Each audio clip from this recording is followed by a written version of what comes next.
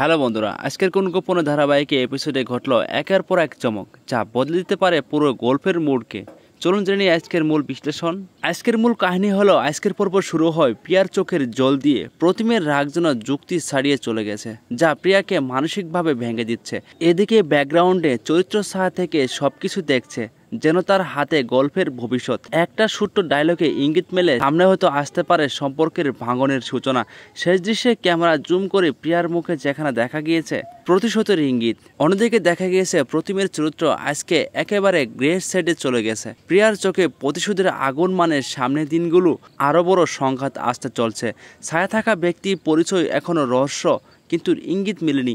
শক্তিশালী হয়ে সে গল্পের সবথেকে উঁচু টুরিস্ট আসতে চলছে। আজকের এপিসোডে মূল শক্তি, ডায়লগ ডেলিভারি আর সবকিছু মিলে এক্সপ্রেশন অমায়িক ছিল। তবে আপনাদের কি মনে হয়, প্রতিম কি নিজের ভুল বুঝবে নাকি গল্পে একেবারে ভেঙে যাবে?